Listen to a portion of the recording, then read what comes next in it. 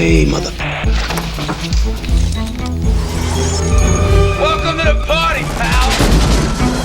Welcome to Yippee-Ki-Yay Classic. Hey, everybody, how's it going? I'm Ralph Quattrucci.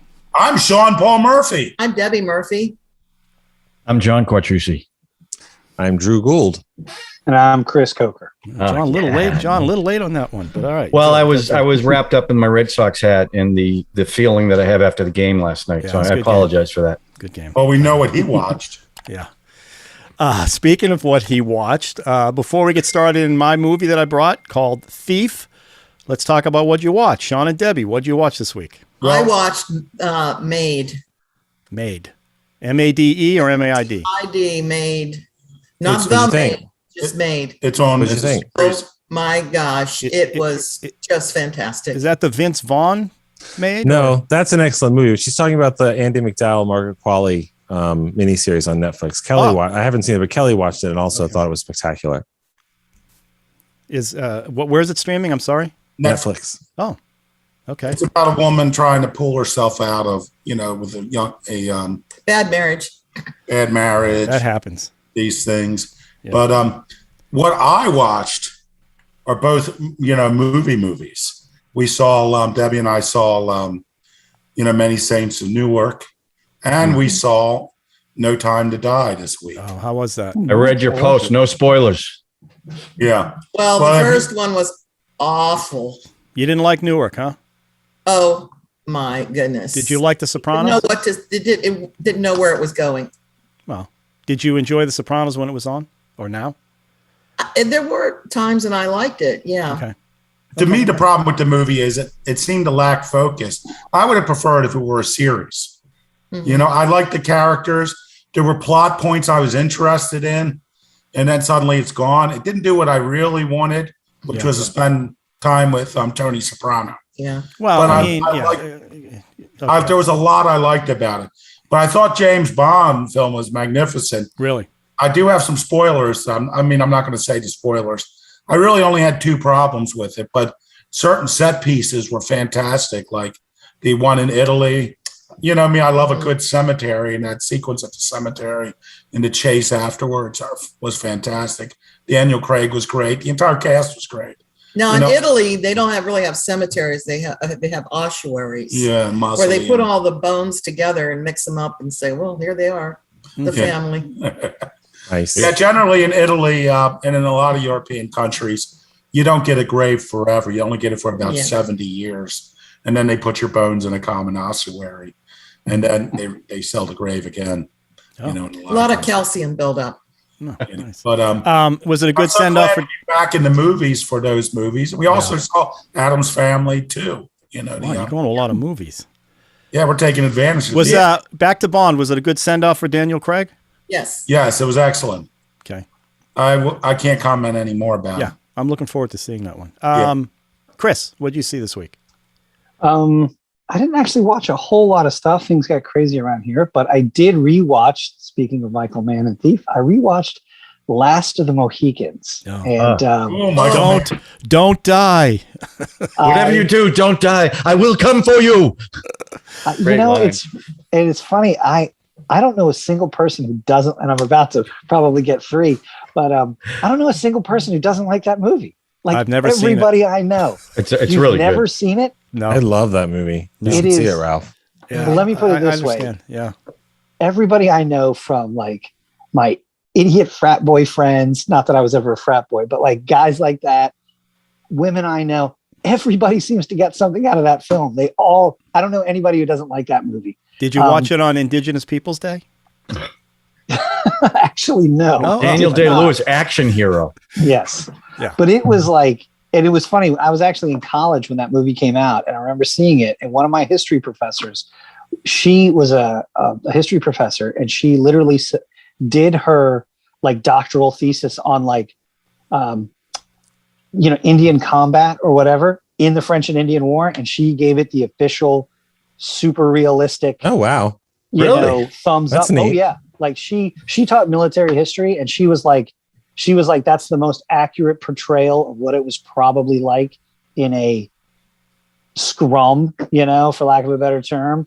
of, like Native American fighting versus, the British and stuff like that. But yeah, I really, it's funny. You can't find it anymore, but believe it or not, man did a director's cut of that.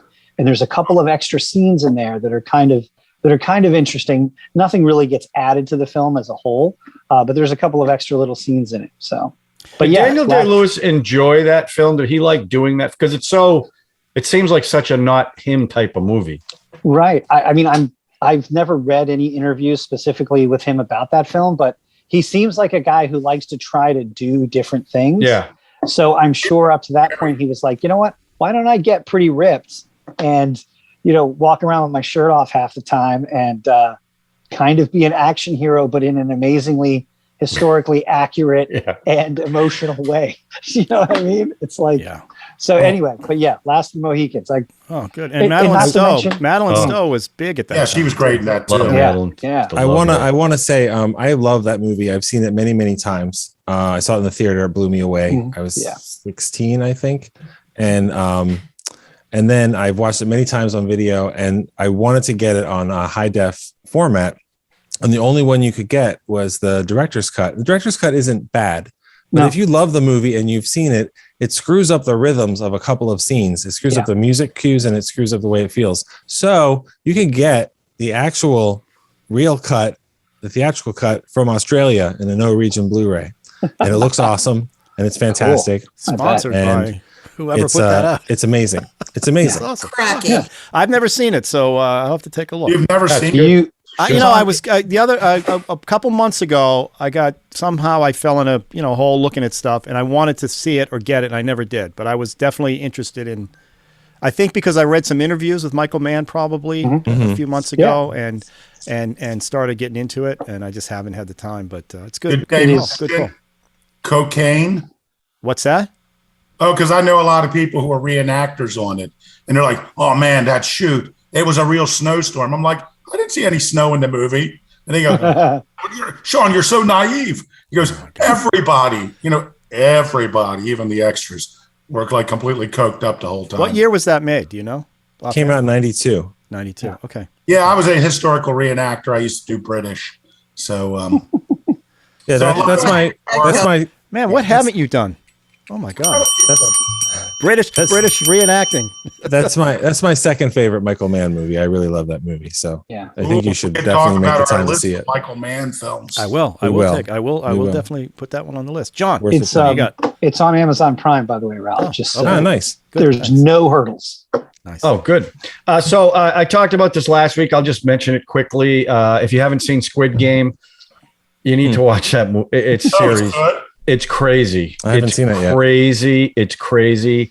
You got to get past the first episode because it is dubbed. It's not subtitled, and that takes a little getting used to. And the first episode's got a lot of exposition, but once it gets into the game, it's freaking crazy. So see it. But what I watched. So when I was in 10th grade, I did a book report. Not a book report. I had to do a report on science fiction, and one of the guys I wrote about was George Méliès, who is the father of special effects. And one of the films, the first one with big special effects was Trip to the Moon, which I had never seen. The famous shot is the moon with the missile going into his eye. Well, TCM has the remastered short. Oh, wow. And it's amazing. What I try to do is put myself in a 1902 audience mind. And what you see on the screen, they must have been, because it was color. They used color. I think it was 2 colors that they painted, but there was some really, because George Méliès is a magician, so he used a lot of his tricks in the movies. It was just incredible to see it. And the other one I watched, keeping along the lines of special effects, was 1924's Sherlock Jr. By Buster Keaton. The Purple Rose of Cairo was a tribute to this film because this is the one where Buster Keaton plays a projectionist, and at one point he leaves his body and walks into the screen and becomes a character in a bunch of different scenes. But when you think of that, Sherlock Jr., it's called. No, but didn't Purple Rose of Cairo was the Woody Allen movie. Cairo, wasn't that? I can't think of Woody Allen. Woody Allen. Yeah. Jeff Daniels. Jeff Daniels. Movie. Yeah, he walks into the screen. Well, this is Sherlock Jr. did it first, and the way he did it, it was really amazing. I mean, the effects of and Last Action Hero, they did it in that one too. Yeah, in 1902, when you think about what we see now. Again, the special effects are amazing. I mean, you look at it now and it looks ridiculous, but back then, what it must have been to the audience. Even when I also think Buster Keaton is a much better filmmaker than like a Charlie Chaplin, a technical filmmaker, where Chaplin goes for pathos and characterization. Keaton was a master technician, and the stuff he did in all his movies, I'm a big fan of. But this one I particularly like, so that's what I watched. I think that Jimmy Fallon looks just like Buster Keaton. Oh, yeah, I could see that a little bit. Okay. I could see that. it's interesting. Something happened somewhere. Well, it's nice when you can go back to the literally first films and you can see that, first of all, they're still worth watching because of course they are, but also the influence that they still wield, that this is an innovation that still lasts 100 years later. Yeah. Of course, my example is that there is a absolute straight line from Buster Keaton's The General Oh boy. to Mad Max Fury Road. So this is a century of quality. Same thing. It's a what? A century of quality. Right. There's some channel on Roku. I was somewhere, and there's a whole Buster Keaton channel. Oh, of cool. his Whole what? films. Buster Keaton channel. We have the box in the other Yeah. room. Yeah. What? He's in a box? What? Yeah, that's weird. He's Box pretty set? Is he in an ossuary? Yes, he's in In a box. His movies, when he had control of his filmmaking before he moves to studios, his movies are brilliant. I That mean, looks like special effects when he's being yanked off the back of a train or whatever. That's all him doing. well, those no, things, that's right? all. Yeah, that's all him. that's But the amazing. general, I mean, the stuff they did in the general filmmaking wise was amazing. Yeah, I mean, it's just amazing. All right. Anyway, that was it. Good. Drew, what do you got? Well, unfortunately, I have another public service message. Oh boy.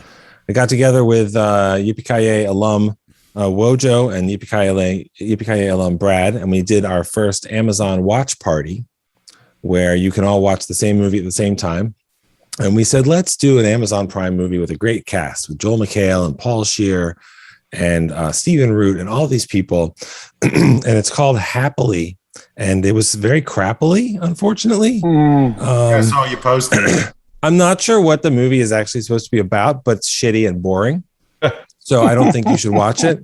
And don't be tempted by the genuinely great cast. And the great cast, they acquit themselves fine, but it's just garbage.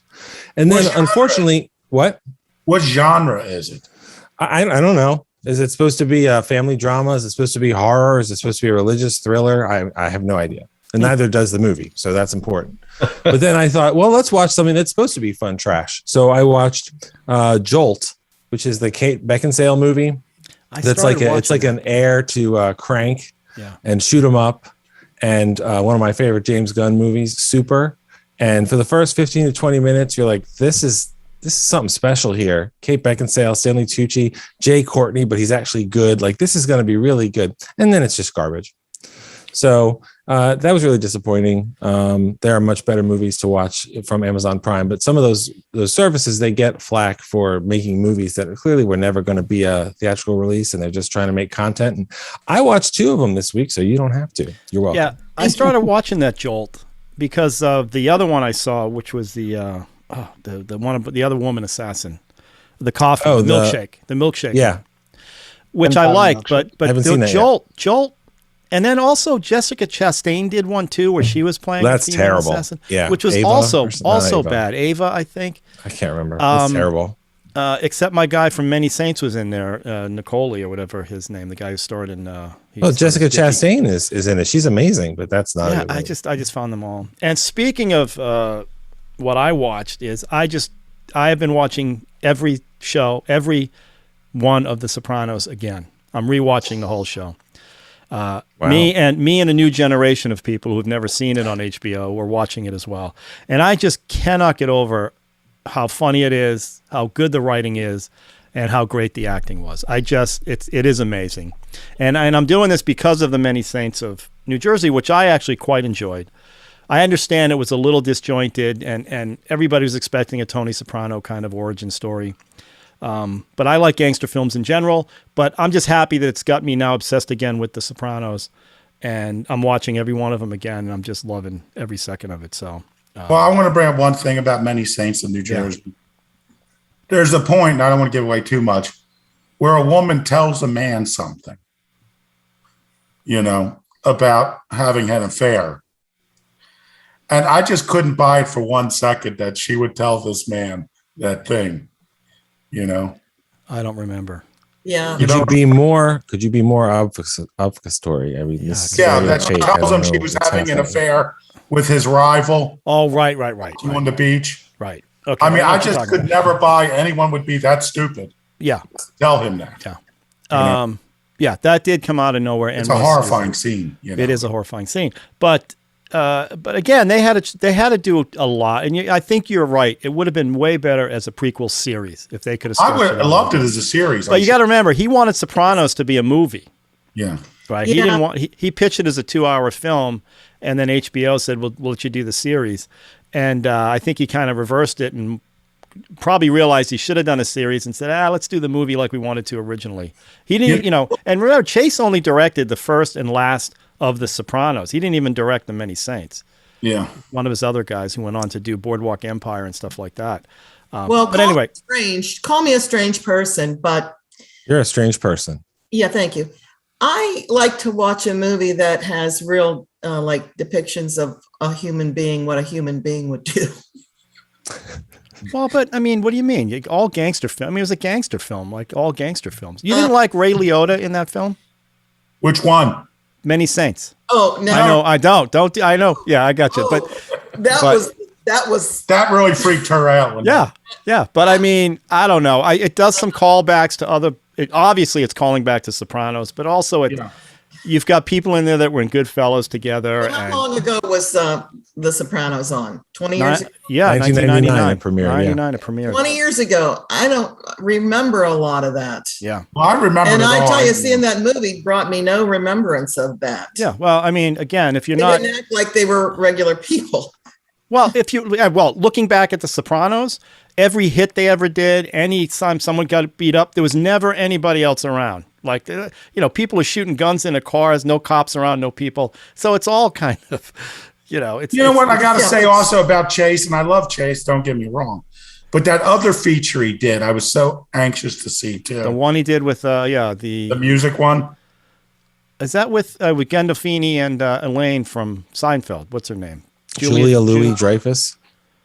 No, it was about like some kids who form a rock and roll band. I don't know. Yeah, it was. I saw a screener of it. Very disappointed. He's great on TV.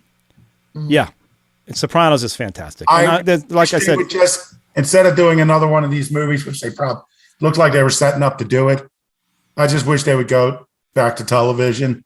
Let us have a little more time with the characters. Well, he might. But like I said, he wanted Sopranos to be a movie, so he did what he wanted to do. He earned the ability to make this film. So I will tell you, the box office was disappointing.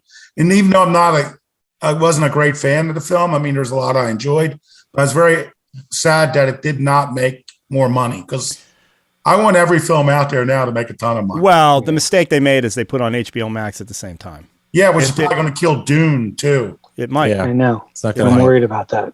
Yeah. Because why does anybody want to leave if they don't have to, really? I did, because I had only seen The Sopranos on television. Yeah. So I wanted to sit in the theater. And I got to tell you, at the end of that film, when that theme song comes up, okay, the hair on my arm stood up a little bit. And I was like, okay. What? When you said that the last time, because I was thinking that when that music came up, and I got that little kind of feeling like, oh, yeah. But that was just like a fleeting feeling. Okay. Yes, very quick. At least you had it. Do you think it would have found a bigger audience if they had advertised it as from the director of Thor: The Dark World and the director of Terminator Genesis, two absolute classics of their respective series and genres? I think probably not. I think everyone thought David Chase directed it, actually. I thought he directed it too. Yeah, so, and maybe had different writers altogether, hired other people to write it. No, I think. All right. Well, here let's talk about the film. Well, another kind of gangster film, another film by a director who also did a lot of television.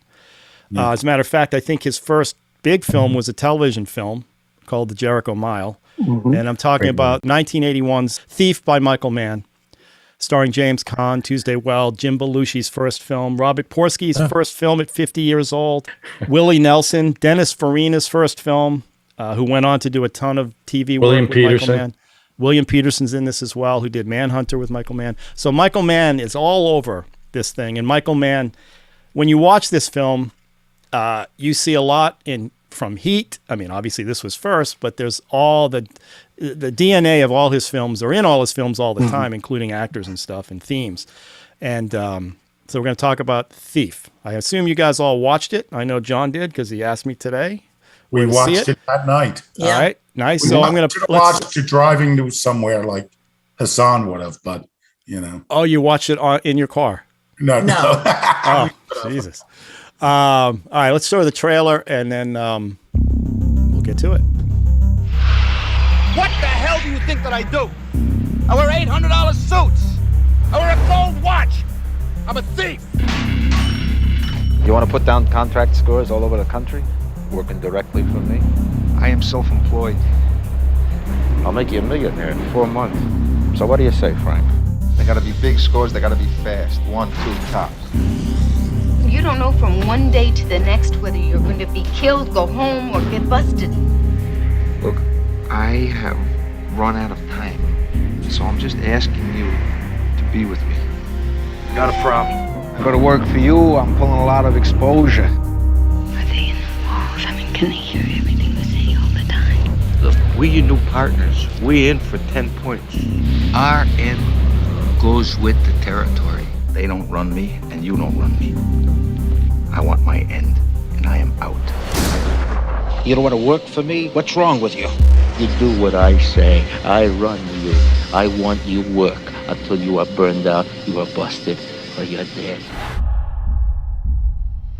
I am the last guy in the world that you want to mess with.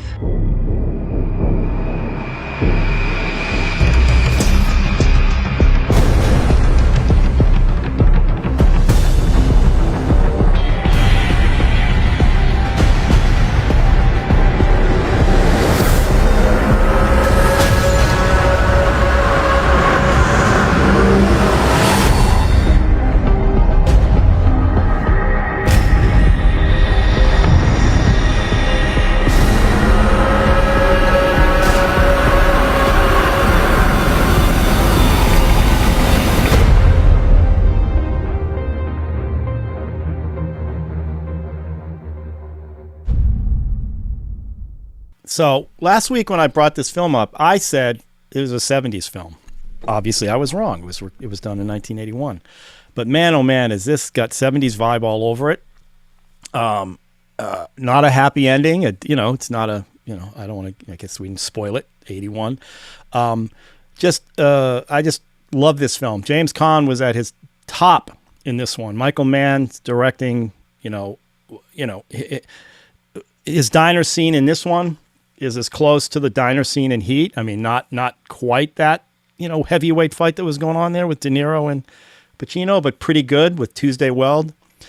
James Caan has said that's his favorite scene. Second, I think Godfather and this film are his two favorite films, and that scene in particular, he felt like he just nailed it. Jim Belushi was great. I mean, he's second First time banana. I saw him. Yeah. Yeah. Now, I read some backstory. They were filming Blues Brothers at the same time. So Johnny Belushi's coming to the set, and they're drinking at their speakeasy in Chicago every night after the shoot. I just love this film. I love James Caan's ethic. Now, the film starts with him out of prison. We meet him. He owns a car dealership, but on the side, And a bar. and a bar. And his real job is he's a jewel thief or a safe cracker. And he has this ethic. I guess he's been in prison since he was 16 or 17. So he's been in prison most of his youth, and he has a set of rules that he lives by. And he carries around this piece of collage or something in his pocket that in that diner scene, he lays out his whole life plan to Tuesday Weld, who he's decided is his girlfriend. He's going to marry and he's going to have kids with her, whether he has to adopt or whatever. And there's that great adoption scene. And whether she wants it or not. Right. It didn't matter. He had his plan. Willie Nelson plays another Caan that he was in prison with. That was sort of a father figure to him. So he keeps going back to the prison to talk to him. Eventually, he actually gets him out with some creative bidding by the judge and the defense attorney or the attorney that he was dealing with. But like I said, it's Michael Mann through and through. You got Tangerine Dream did the score for this. Yeah, he uses them again later too. He uses them again. I think in Manhunter. I think he did in Manhunter and The others. Keep. And the Keep, right? Robert Prosky was in the Keep, I guess, after this one. Prosky, thank you, Drew. The nighttime cinematography. I mean, this is Chicago mostly. I know there's the one safe cracking thing happens in L.A. later in the film. And you know all the characters and their ethics. And it was written. I think one of the writers was an ex-con. I think one of them might have been Bunker, the guy who was also in Reservoir Dogs with Quentin Tarantino, and all about a con's ethic, you know. And if you notice, James Caan also never did use contractions. He would not use contractions because he felt like he needed people to understand. He didn't want to repeat things, so he wanted people to understand what he was saying, so he'd speak slowly without contractions. And I just thought it was a brilliant film. And Caan took it because he saw Jericho Mile. He saw what Michael Mann did with that TV film. I don't know if you guys remember that one with Peter Strauss playing a marathon runner in prison. Brilliant film. Came out, I think, late 70s. So James Caan saw that and agreed to do this film because of that film. And I want you guys to talk about it. I just find it to be, I mean, like I said, Michael Mann's DNA is in this film. This is his first big film, I think, first major film. And then his DNA throughout his career is in all this, you know, culminating in Heat. He even did that TV version of Heat before Heat called LA something. I forget what it was called. LA Takedown. Right, LA Takedown. So anyway, I just want to see what you guys think about this film. I just think it's one of his best. Who wants to start? Drew. Well, I mean, this is, like you said, this is the movie that has all the DNA of Michael Mann's movies for the next 30 years or whatever. It's not my favorite. It's not in my top 5 of his movies, but it's a great debut film, and it's a good film. List your top 5. I want to hear your top 5. Okay. Well, my favorite Michael Mann movie is The Insider. Oh, good film. By far, I think that movie is spectacular. Yeah. The drama that he gets out of two guys talking in a car in the rain. It's amazing. The drama he gets out of the suspense he gets out of Michael Gambino, as the tobacco executive. You may know him as Dumbledore. Tapping his, not Gambino, I can't remember his name. Gambon, excuse me. Thank you. Just running his manicured fingernails on the desk as a threat it's amazing. And then The Last of the Mohicans, which we talked about, and then Heat, which this movie is clearly, obviously, a template for the crew half of that movie, and then the cop half is the other part, which is why that movie is twice as long. And then Collateral, which I think is just one of Tom Cruise's best performances. Yeah. And that whole thing where James Caan has the collage that he carries around, I mean, that's what Jamie Foxx has in that movie. He has a photo of what he's going to do with his dreams when he gets enough money to stop driving a cab, that kind of stuff.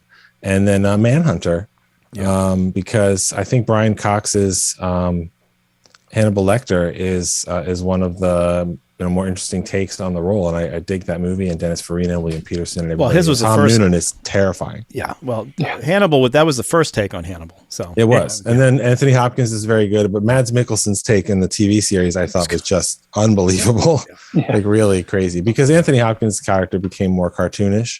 Yeah. Which doesn't mean it was less entertaining, but as the movies went on.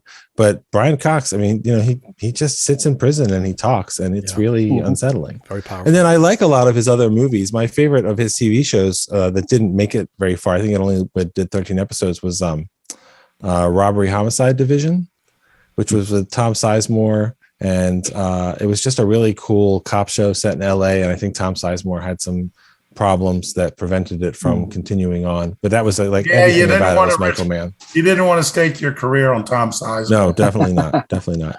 But Thief is one of those movies. It's cool because you can see what's going to come out of it in every part of it. And there are other movies that do the same kinds of things or expand on those things, and they do it better. And I think that's fine. I mean, I remember when Mad Max Fury Road came out, somebody was interviewing George Miller and said, "Is this the best one?" And he said something like, "I'm 70 years old. I hope I get better as I go on." And so, yes, Heat is a better movie in many ways than Thief, but Heat doesn't exist out of Michael Mann's mind without Thief. And it's really neat to see those comparisons. I'm sorry he didn't work with James Caan again, because I think that was obviously a great role for him. And And it's good. It's fun. It's a little slow by today's pace, but it's a really one of those important movies that's also actually really worth watching. Yeah. I like the fact, too, that all the tools they're using are legit. And the cop that's in it, Santucci, I forget his name, the actor's name, was the actual safecracker that they were using as an expert. Wow. Right.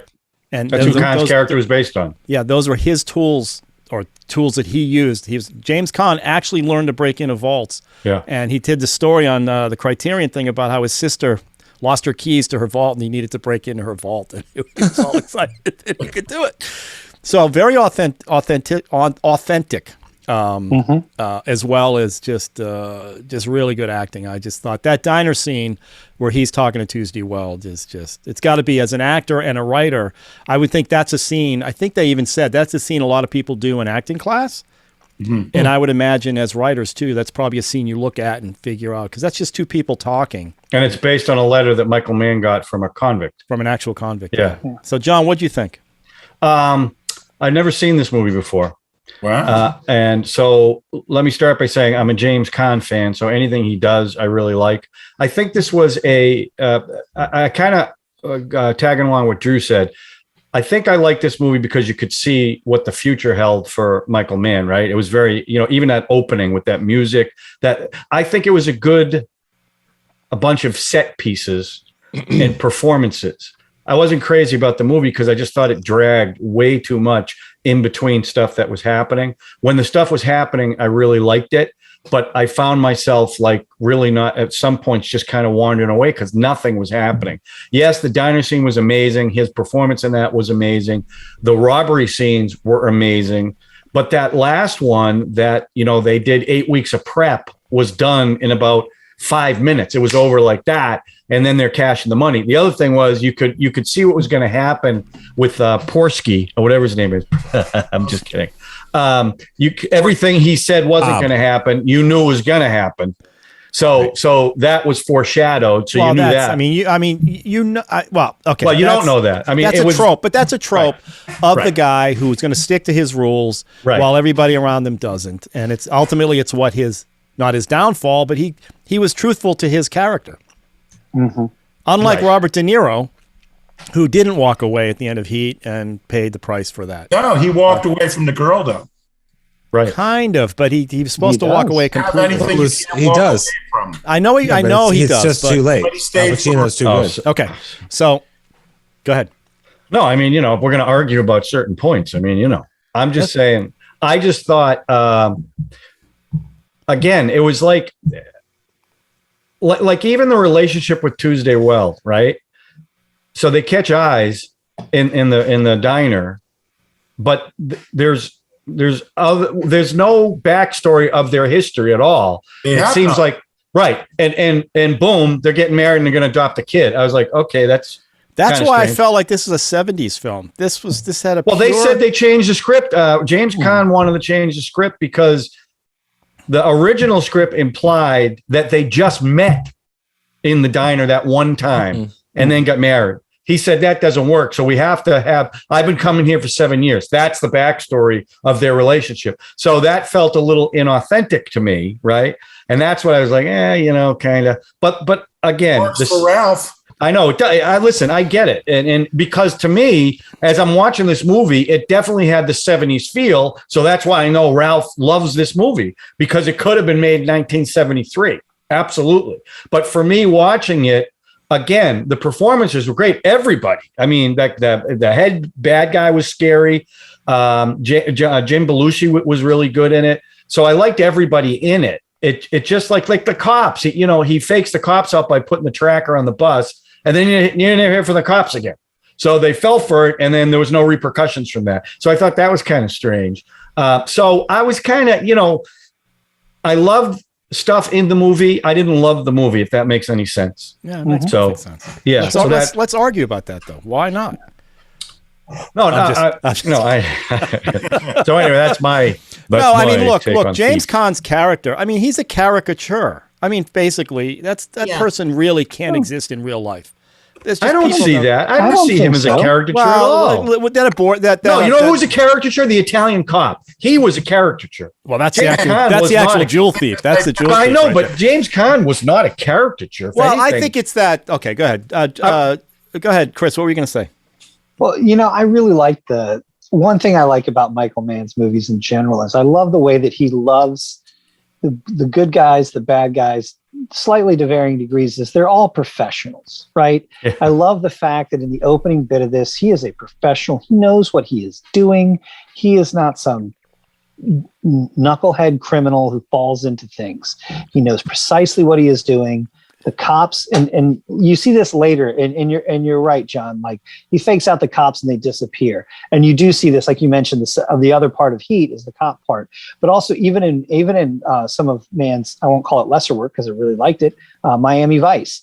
Everybody in that film is a professional to the nth degree. I love that idea that he is fascinated with professionalism, and these people who do things at a level that most of us don't even really dream about. I really like the character. I love the fact that in the film, you have, James Caan wants these things, and he's put together this thing. And I like the fact that he kind of is like, look, I've been coming in here for 6 months. Let's forget about the mini moves and get on with this big romance. I love, it's so over the top. And here's this woman, Perhaps unbelievable.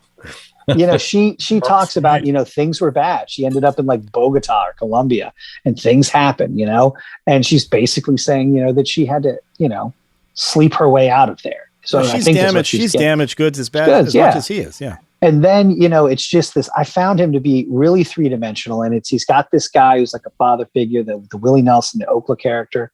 And then, man, I mean, I'm sorry, for my money, James Caan in the adoption agency. That's amazing. Just the seething rage and crushing pain and anger. When he's talking about being state raised and all this stuff, and it's just all under the surface. And I mean, it's starting to bubble out. It's one of his best moments ever. But nobody in their right. Listen, let me just quibble it down for a second. Nobody in their right mind, including Tuesday Weld, should have walked in there and expected they're going to walk out with a baby.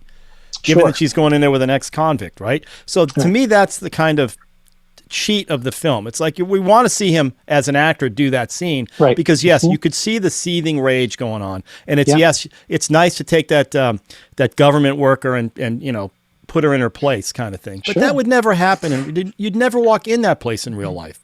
Well, he bought some respectability. He has businesses. Yeah. He dresses well. That's what I mean. Well, he's kind of uneducated.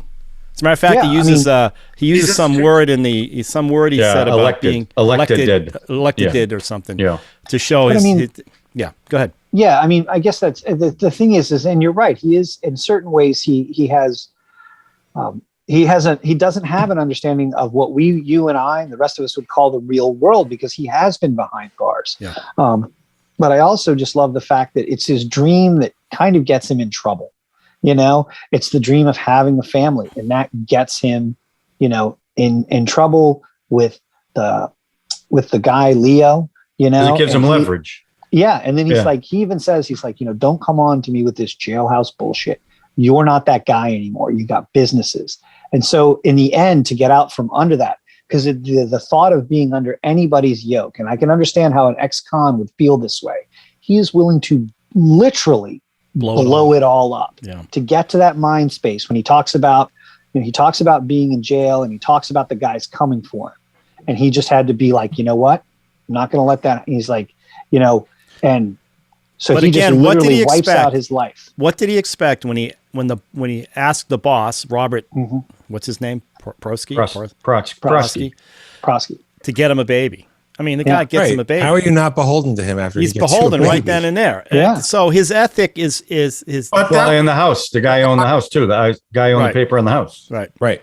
And that was a rare time where he actually showed some emotion. Yeah. He showed, Caan showed some emotional vulnerability, because, Leo's like, come on, we're, being a father, forget all this business stuff. That's the most important thing. Right. Yeah. But it really wasn't.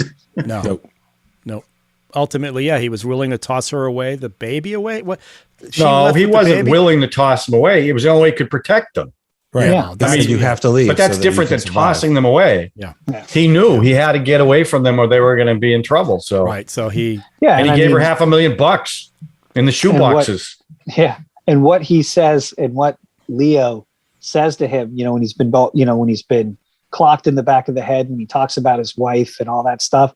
I mean, that is some rough language, and it is just like he realizes he's like, there's no other way than I can't go on the run. I've got to wipe this I guy forgot out. he threatened. He did. He threatened Yeah. the whole. Yeah. Put your on the street. That kid isn't yours. You're only you're You're only leasing the kid. That's Yeah.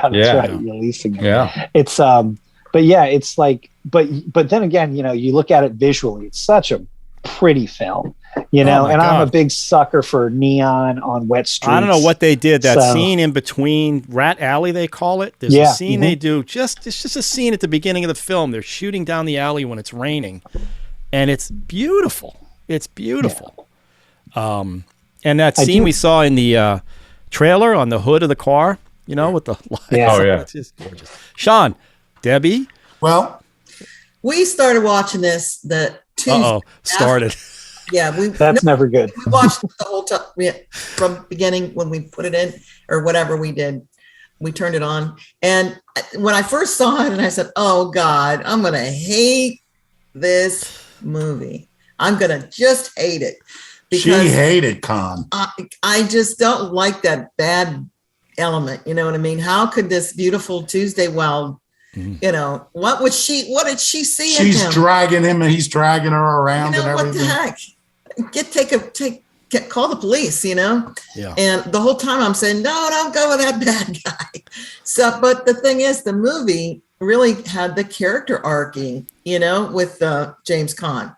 Really fantastic to the point where, they do that, the heroes in writing, Hero's journey. the hero's journey, that they go somewhere and they grow. And this is a total example of that happening because he just really, advanced into some hero where he was a schlub. He was like a ne'er-do-well, and Tuesday Weld she ran into. Well, wait, back up. He was no schlub. That guy was Well, she means top she safe. wouldn't date. Okay. Well, okay, all right. I get. Okay. Women. I mean, look at that scene where he drags her out, and like people are trying to intervene because he looks like an abusive husband or something. Yeah. That's when he threw William Peterson to the ground in that bar. Yeah. What's the Came deal with over. that? If you have two brain cells to rub together. No, the guy wasn't bright. He wasn't. he's presumptuous. He was a big thug. I mean, he was like a big. but he had kinda- heart. He had heart, and Again, Tony Soprano, same thing. It's like this is what's amazing. You root for. I mean, I hear what you're saying. I get it. But You're yet, rooting for him. because Okay, that's a you're guy I would not want to be anywhere near my daughter or myself. He's a total, But yeah, you look at him and he's honest, right? He was honest. He blew everything up because he was sticking to his ethic. His ethic was, if it doesn't work, his heart grew Yeah. like the Grinch. yeah. Here he was like, I don't think his heart stayed the same. If he could throw her out, and his heart was solid. No, he threw her out because he loved her. he loved her. No, I understand, but that's all part of the ethic. His ethic was the clear thing in the whole was his, never what's the line in Heat? Never stay 30 seconds or whatever he says about. He says, Don't have you don't have anything you walk can't away leave from in 30 seconds flat if you see the heat around the corner. So do you think after Yeah, but he that's survives, he survives different. this because he's wearing the vest? Mm-hmm. He's walking away. Do you think he's going back to find Tuesday Weld, or is he done? No, because he Right. can't protect her because Right. of his life. Right. And he's killed the big boss too, right? Prosky killed was the big right boss. about him. Yeah. Once he has her, and he's not going to be able to give up. I think he also realizes that he can't necessarily give up crime like he hoped.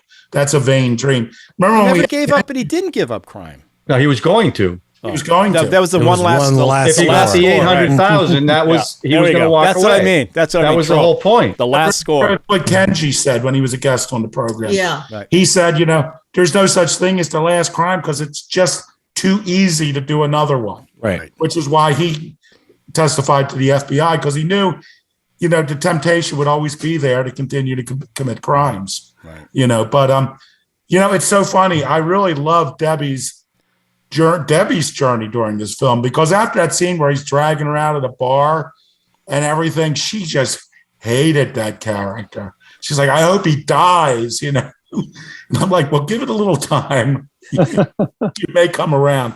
Yeah, I was talking through it too. Yeah, but didn't she adopt a baby after that? What? Didn't she get a baby handed to her after that scene? Like that was not right after that scene. But They got married, and then they adopted the baby. Okay, Yeah. that's what I'm It wasn't saying. right So after that scene. So she stuck with him after that. She thought he was because they cool. got the house, they Right. got the baby. Right, In she fact, loved that I house. thought one of the best scenes where he showed some change was when they named the baby. Yeah. And named it after Willie Nelson and called him David. The look on his face when she said, we can call him David. That was, I was like, And wow. waiter over and said, oh, by the way, the baby's name. You go, that's a nice name. Nice name. Yeah. Okay, what do you think of Willie Nelson's performance? He looked high.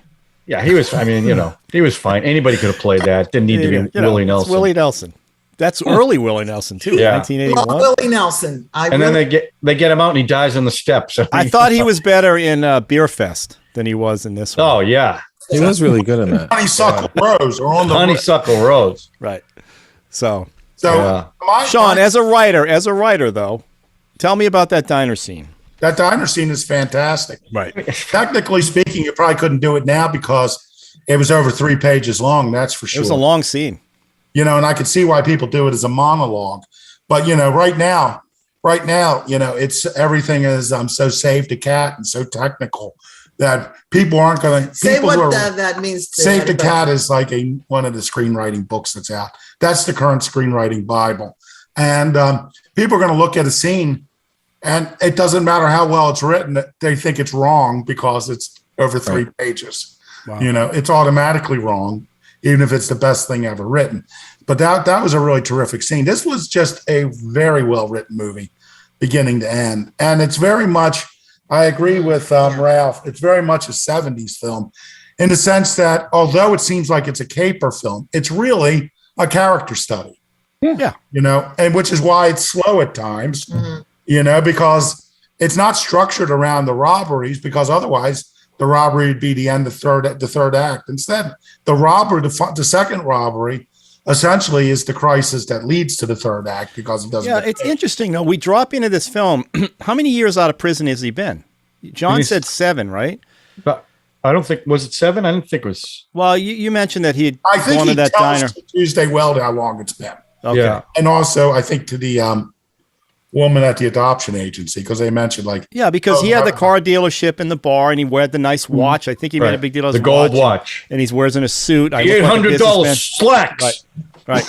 So, I mean, he had been out Some for a good while slacks. before all this crisis started. Yeah. So, but it's when he decided that he needs the family. Yeah. And that's when everything got messed up. Yeah. Once he had to worry about other people, then everything is off. Well, no, it got messed up when he decided to not work for himself. That's when it got messed up. Once he worked for that guy, everything changed. Right. Well, that's the problem with criminals. Oftentimes, like you think about it.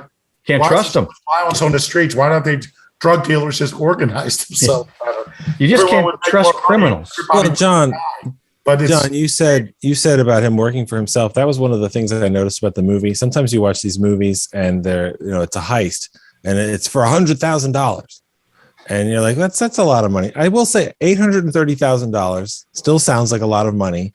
And watching Belushi dump drawers of diamonds into a bag looked like a big score. Yeah. So I didn't really think about it until I saw that. I was like, okay, this is a big deal. This is what he cut through everything for. This is what he put himself on the line for. It really felt like, it's a movie and it's not going to happen, but that's a good last score that isn't going to pay. Well, listen, he pulled 3 shoeboxes out and there was $450,000 in it. So obviously the guy made a good living on his own. Right. And he was looking for one big score, right? Right. What was that?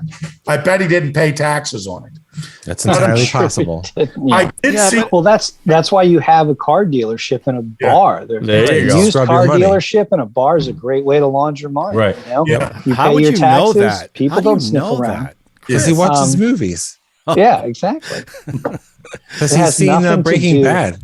Yeah, it's funny. I didn't think about the him getting in bed with other people, the other criminals, right? And for me, it was about once he involved his family, all bets. Once you involve that outside person in your ethos of you can't have any outside people, I mean, he broke all his rules Right. throughout this whole film. Because he and even ultimately paid the price. Right. Yeah, I mean, he even mentions the fact when he's talking to Tuesday Weld, actually kind of yelling at her. You know, he's talking about how he was married and he wasn't honest with the woman he was married with, Right. and that caused problems. And they have been. He's like, so basically, he's trying to tell her, even really up front, that Everything right up front. Yeah. Yeah, just laying it all out in like this kind of weird overshare. So what we call these days. Yeah. What do you think I do? What do you think I do? Oh, they're Exactly. These two characters were desperate, you know. They really, Tuesday Weld and James Caan, they were desperate individuals, and they were going to do something together, you know. Yeah. And his dream happened, and you know, spontaneity, you know, instant money, and that's the harmful thing of these, you know, stories in life, because you miss out. You know, it's like you miss out on what it's all about by going for the glitter or whatever. Well, she wasn't going for the glitter. I think what she liked about him, well, I'm sure it didn't hurt that, you know, he had money, but I think because she told him her story, she could, because he overshared, she could tell him everything and knew that he wasn't going to reject her because of it. Right. Yeah.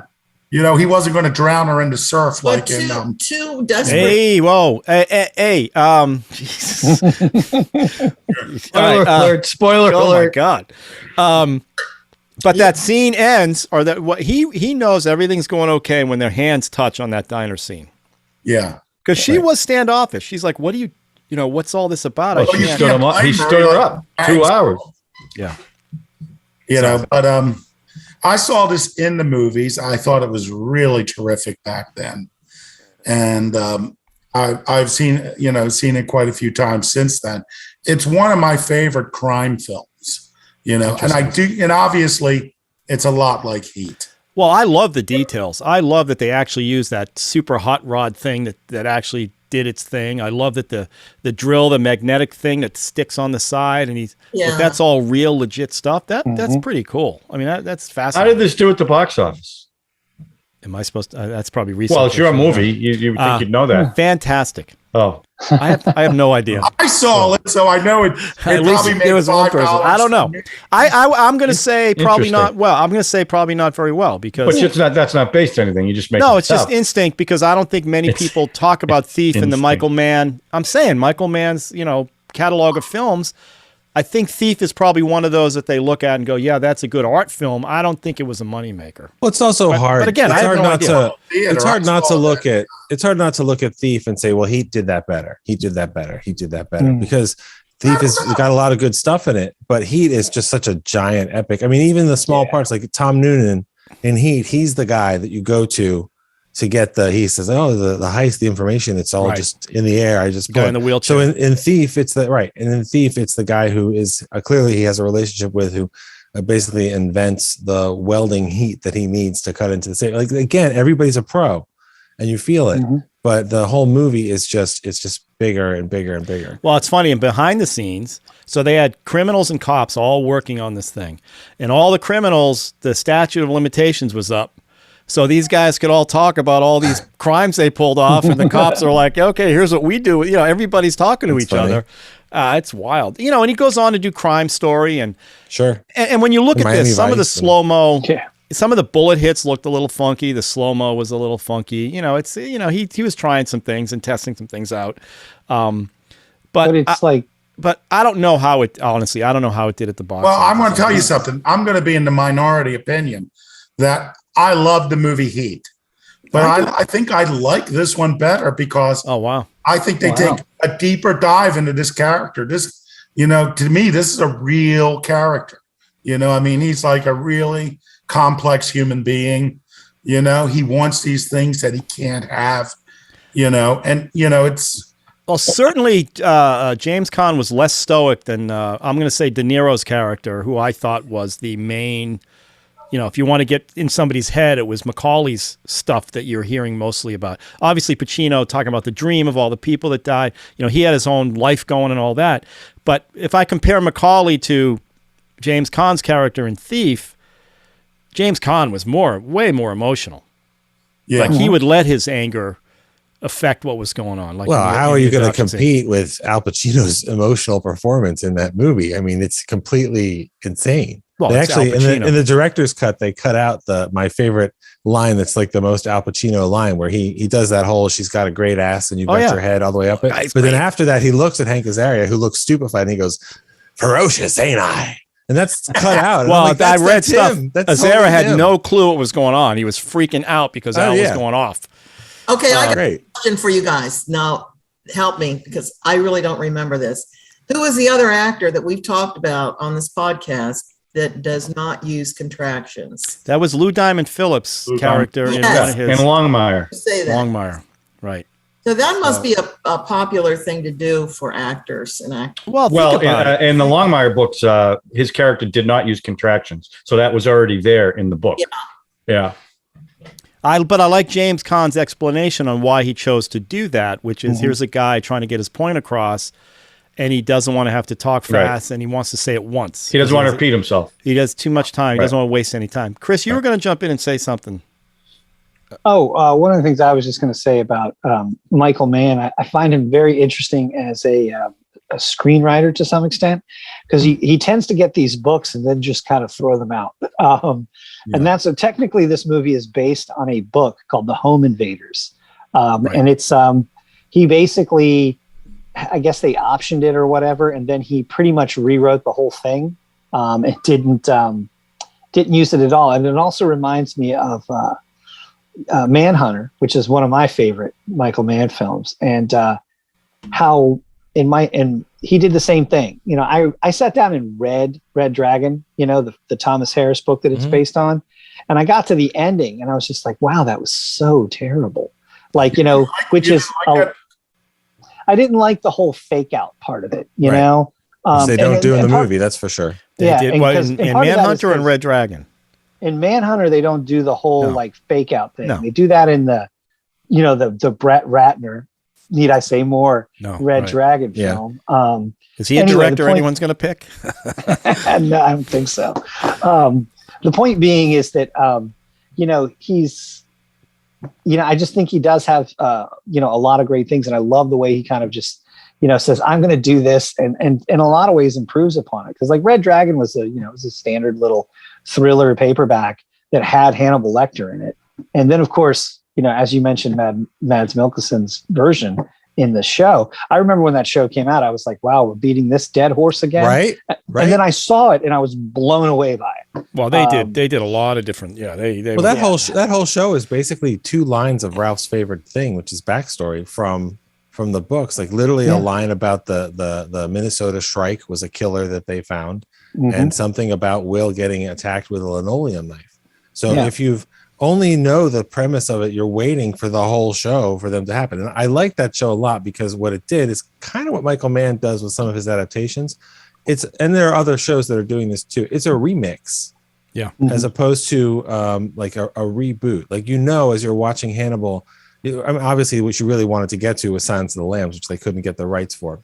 Well, you know, you're going to watch the story of Red Dragon. You're going to watch the story of Mason Verger. But what's it really going to look like?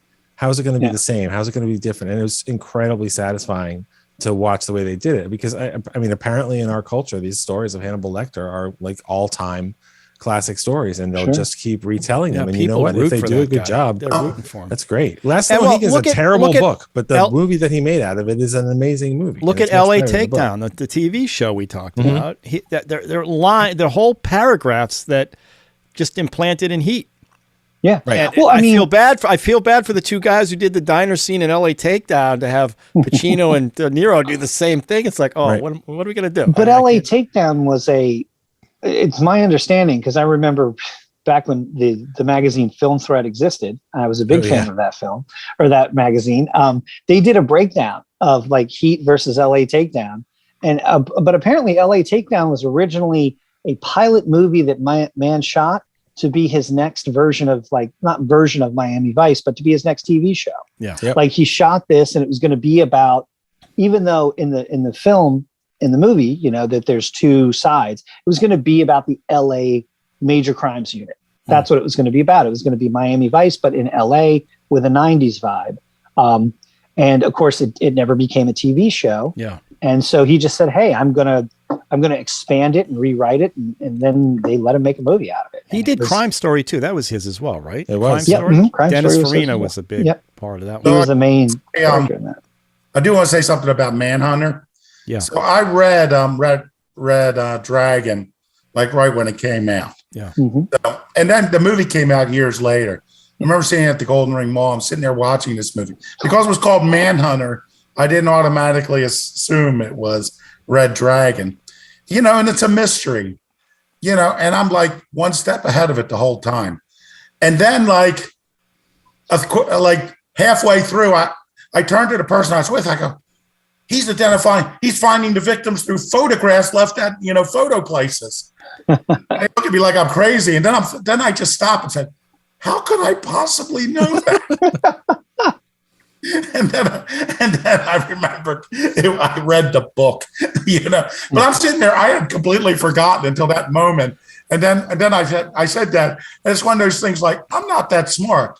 There's not enough information been expressed. He's really not that smart. Whoa. But I tell you, he's brilliant, but he's not that smart. Yeah. But oh God, and you know what I really hated was Hannibal. As much as backstory, it's like the movie. The movie and the book. Movie was bad. Like I read, that was the last Harris's books I read, and it's sort of like there's no adequate explanation for why he is the way he is. And I don't want to see it. I would rather have him as a person mystery. Same with like the Halloween movie when the one guy made the like origin story of Jason. Zombie. Myers. It's like, I think I knew all I needed to know about him from the original movie in the first 5 minutes. Yeah. I don't think I need to know. Wasn't Hannibal kind of a FU to people? And didn't he get... I think he wanted to make millions of dollars. No. Ralph is right. The story of that is basically that he did Silence of the Lambs. It became a huge hit. It became a huge movie. It became a huge Oscar-winning legendary film. And people basically were like, "Oh my God, Hannibal Lecter is so cool." And Thomas Harris was very upset that his hero was this complete lunatic monster who wasn't supposed to be the hero. So he said, "Fine, I'll write a book, which we know will be a movie, where he is the hero and he gets the girl at the end." Starling. He gets Starling at the end of the book. I mean, that is a big fuck It's you like, to the audience. I think, and David Chase to circle back to Sopranos couldn't get over the shit that Tony Soprano could get away with, and people still love the character. Yeah, he's like, what more can I do to make this guy? He was seeking psychiatric care. He was seeing a therapist. And I think that's what's the interesting problem that lifestyle brings up. That whole thing is about mother issues. Show apart. Yeah, huge mother issues. But my point is, Chase is like, what more can I do for people? I hate this guy. There's nothing I can do. He can do anything. I tuned out when he killed his nephew. Are you kidding me? Yeah. Oof. When he killed him after the car accident, it's like, okay, he's a major character. I hated the character I hated the most in this series, Sopranos, is his wife. Yeah. She is so evil. She's more manipulative than he is. He's honest in his, his whatever he does. But anyway, she has my favorite scene too. My favorite scene of that whole series is when unfortunately, the actress who played his mom, Livia, died between the first and the second season, and that really affected where the story could have gone, because the way that first season ended with her laughing at him through her oxygen mask after she had a stroke. Like all that stuff is completely fantastic. So she dies, and then they have the funeral, and everybody gets together at the house, and they start remembering her. Right. And it's all just like, yeah, she was really nice. And then it's Carmela who goes, "Give me a fucking break. Right. She was horrible." Right. And it was just really real and funny, and it was great. No, that show's brilliant. Great. So we'll talk. All right, let's rate this Heat. Wait, I want to say one more thing. See, I did it. I want to say one more thing. I didn't realize until you said it that this was Belushi's first film. That's what I read. I think his two best, I like him. I haven't really watched any of his TV series or anything. I think his two best performances are in the last round of Twin Peaks that was on Showtime, and a really, really ridiculous, funny comedy from the 80s with John Ritter called Real Men. Yeah. I would say, and I love that movie. Bang, bang. But Belushi in this movie is in what I would say is the Chris Penn role. He's a secondary kind of thing. And I did not expect to be as moved as I was when he died. Yeah, he was a small, a small character that's not on screen a lot, but they built a crew and he was part of that crew. And when he got murdered so horribly, and he has a family and all that kind of stuff, again, a lot of that stuff is in Heat. And it was a really good, and I didn't realize that was his first film. He made really a good impression in that film. Well, that's what I mean. It's that Heat scene where the poor bastard gets beat up, his wife and him get killed up there, and that's and his kids too, and Macaulay. That's when he, goes after that guy. Yeah, no, I thought James Belushi was well cast in this one, and he's selling pot, right? His pot farms. I believe he's in the cannabis business. Yeah, he's in the cannabis business. But I love that John Belushi was hanging out there. What's that? That business is not doing so well. The cannabis business? Oh, is that true? Well, it'll never catch on, that cannabis. So it's what's weird. that, Drew? It'll never catch on. All right, let's rate this puppy. All right, Chris Coker. Oh, Yippee-Ki-Yay. All right, John. I'll give it for performances. I'll give it a Yippee-Ki-Yay. Drew. I would say Yippee-Ki-Yay. I don't need to watch it again anytime soon, and there are better versions of what he did in the movie, fair. but it's a good film. Yippee-Ki-Yay. Sean and Debbie. Yippee-Ki-Yay. Whoa. Wait a minute. But Debbie, you didn't like the character, but you liked the film? No, She grew on initially. Oh, yeah. That's why the character Oh, his heart, because his heart grew. Ralph, you should subscribe to the show so you can hear what she said earlier and share it. And slam, smash the like button. Smash it. By the way, Yippee-Ki-Yay. Of course. Obviously. Look, I would say if you want to watch a Michael Mann movie, this is a fine choice, but you should really watch The Inside. Inside is great. Brilliant film. Great performance. Great performance by Russell Crowe. Right. Great. All right, so we got Monsters. That what's one that? was strangely unaffecting. The Johnny Depp. Public Enemies. Oh, yeah. Yeah, that one. Public Enemies. Didn't knock me out, but I liked it. It's okay. I was under. If it was anybody else, I probably would have liked it, but I didn't think it lived up to Michael Mann's, criminal. Well, I have the whole Miami Vice collection sitting in my rotating DVD player, and there's so many actors that came in Bruce and out Willis. of that thing. Yeah, Bruce. There's so many people. And actually, you Google and stars that were in Miami Vice, and they tell you exactly what episode they're in and all that. It's pretty cool. Well, I don't know if you saw. I think Michael Mann's last feature. I think he's got some stuff. He did Black Hat with. with that Chris Hemsworth. Is I that have good? no idea what that movie is about. It's a hacker. It's About a a hacker. famous- But I mean, the actual story, following it, watching it, there's some exciting stuff. It looks neat, but I mean, I literally was like, this is Michael Mann going so far up his own butt. I don't even know what I'm looking at in this movie. It's all neon and flashy and it looks cool, but his movies aren't generally cool looking, and then that's it. So hopefully He's his next fierce. one will be better. Yeah, he's fierce. Yeah. That's good. All right. Well, all right. So we're close to Halloween. Debbie, we know you had the next slot, but we're going to push your slot away a little bit. And for the next show, each one of us are going to bring their favorite Halloween film to the podcast. It's kind of a round robin. Now, Drew, you can't bring The Descent. You did that Halloween last year. roulette. You won it.